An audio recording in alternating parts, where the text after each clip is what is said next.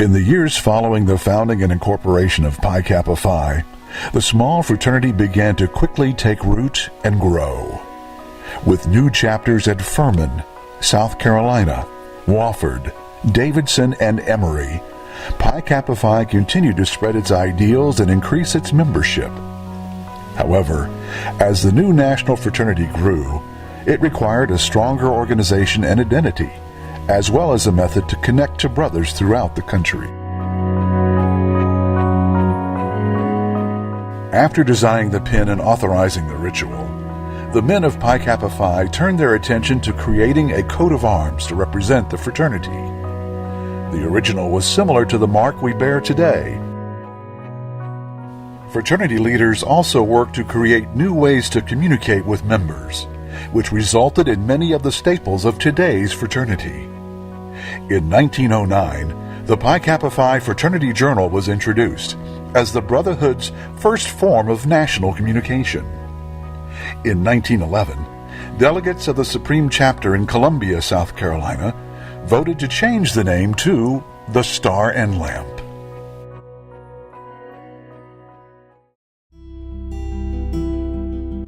Just as the fraternity began to hit its stride, the First World War ravaged the European continent.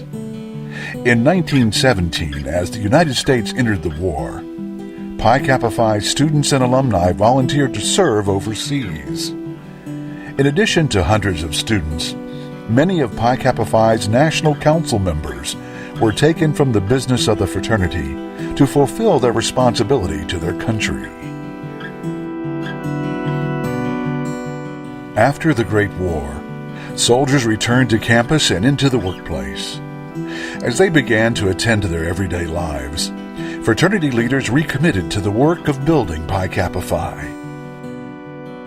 However, the fraternity was dealt a great blow again in 1922, with the untimely death of the fraternity's visionary and first great leader. Founder Andrew Alexander Krogh died on February 8th. Though Krogh passed as a young man at the age of 37, he was able to see the group he founded as an opportunity to lead on a small southern campus blossom into a national fraternity consisting of 24 chapters across the continent. With Krogh's passing, the fraternity was reminded of a need for a constant national leadership. With that need in mind, George Sheets of Alpha Chapter was named the first full-time executive secretary on September 1st, 1924. One of Sheets' first orders of business was to select a location for a national office. Soon after his appointment, he rented an office at 39 Broad Street, the very same building that once housed Founder Krogh's law office.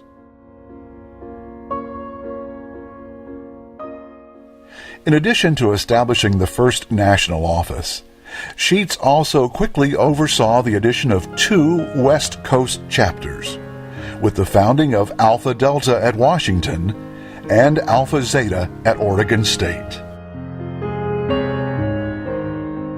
As the fraternity gathered together again in 1927 for Supreme Chapter in Birmingham, Alabama, then National Archon Pelzer Wagoner challenged the brothers of Pi Kappa Phi to recognize the vision of the founders and continue to strengthen our brotherhood. Let us not make a mere replica of others. Let us introduce into all our activities, social and intellectual, such a spirit of high purpose, steady effort, brotherly sympathy, and unquestioned honor that we shall be pointed out not as fraternity men, but unique among such, men of Pi Kappa Phi. The brothers in attendance boldly accepted Founder Wagoner's challenge and ushered in a period of growth for the fraternity.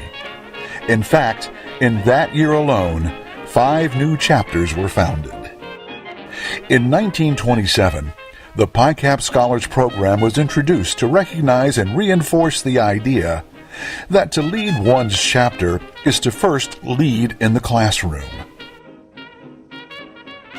In 1928, Howard Leake, Rowe, Washington, and Lee was charged with continuing to move the national organization forward, as Sheets retired and Leake was named executive secretary.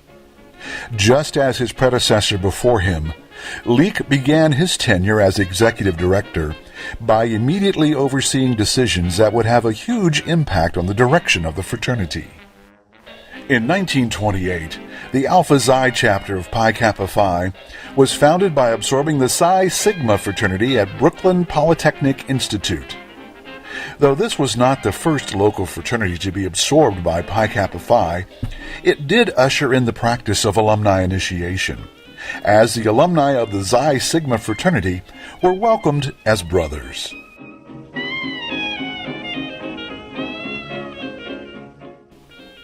This was of particular importance, as two of the alumni initiates, Albert Mizell and William Berry, went on to become national presidents. Shortly thereafter, Mizell was also credited with designing and creating the first Pi Kappa Phi flag, which now hangs in the national headquarters in Charlotte. This new flag was proudly displayed the following year at Supreme Chapter in 1929. The fraternity's 39 chapters gathered together on the campus of the College of Charleston to celebrate Pi Kappa Phi's silver anniversary. To commemorate the fraternity's 25th year, a memorial gate was erected at the heart of campus, next to Randolph Hall. As the brothers celebrated the silver anniversary of Pi Kappa Phi, it was clear the young fraternity was creating a culture of leadership and brotherhood. As the organization prepared for the years ahead, these strengths would be imperative for the fraternity to weather difficulties and thrive as a national organization.